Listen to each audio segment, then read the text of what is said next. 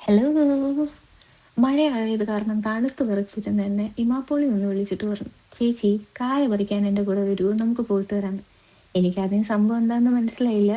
പിന്നെയാണ് എനിക്ക് മനസ്സിലായത് പുൽക്കൂടുണ്ടാക്കാനുള്ള സാധനങ്ങൾ പറിക്കാനാണ് ആദ്യം വിളിക്കുന്നതെന്ന്. അപ്പം ഞങ്ങൾ രണ്ടും കൂടെ ഇറങ്ങി റോഡിൽ ചെന്ന് നോക്കിയപ്പോൾ കണ്ടോ, ഈ കായാണ് പുൽക്കൂടിനകത്ത് ഉണ്ടാക്കുന്നത്. ഇവിടെ റോഡിൽ കിടപ്പുണ്ട്. അങ്ങനെ ഞങ്ങൾ അതിനകത്തുനിന്ന് കായം പറക്കി കുറെ പുല്ലും ഒക്കെ എടുത്ത് കേട്ടോ. ഹിമാപോളിയുടെ ഒരു ശുഷ്കാന്തി കണ്ടു. പുള്ളിക്കരുത്തി എല്ലാം ഇങ്ങനെ കിട്ടുന്നതൊക്കെ ആള് വാരിയെടുക്കാൻ തുടങ്ങി. ഇവിടെ ഞാനും ചെറുതായിട്ടൊന്ന് ഹെൽപ്പ് ചെയ്തു.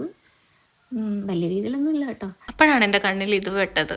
മഴ പെയ്തതിന് ശേഷം ഇങ്ങനെ വെള്ളത്തുള്ളികൾ കിടക്കുന്നതാണ് നല്ല ഭംഗിയുണ്ടായിരുന്നു കേട്ടോ. കാണാൻ നല്ല ഭംഗിയുണ്ടായിരുന്നു, പക്ഷെ ദേഹത്ത് വീഴുന്ന കാര്യം ആലോചിക്കാനേ പറ്റില്ല. ഇത് അതിൻ്റെ തന്നെ വേറൊരു വെറൈറ്റി ആയിരുന്നു കേട്ടോ. ഇങ്ങനെ കുറേ ഇതിങ്ങനെ അടുങ്ങി അടുങ്ങി അടുങ്ങി നിൽക്കുന്നങ്ങനെ. പക്ഷെ ഇത് കാണാൻ നല്ല രസമായിരുന്നു. ഇതാണെങ്കിൽ നല്ല എക്സ്ട്രീം കട്ടി, ഓടിക്കാനേ പറ്റുന്നില്ല. പിന്നെ എങ്ങനെയൊക്കെയോ ഞങ്ങൾ സെറ്റാക്കി നേരെ വീട്ടിലേക്ക് തിരിച്ചു. ആ കൈ ഒന്ന് കാണിക്കൂ. വീട്ടിലോട്ട് പോവാ. അപ്പോൾ അങ്ങനെ ഭയങ്കര ക്രിയേറ്റീവായി പുൽക്കൂടുന്നൊക്കെയാണ്. അങ്ങനെ റോഡിൽ നിന്ന് പറക്കിക്കൊണ്ടുവന്ന പുല്ലും പുൽച്ചാടിയും ബാക്കി ഒടിച്ചോണ്ട് വന്ന മരവും മരക്കൊമ്പും ഒക്കെ വെച്ച് ഞാനും ഇമാപ്പോളിയും കൂടെ അങ്ങനെ പുൽക്കൂടുണ്ടാക്കാൻ തുടങ്ങി.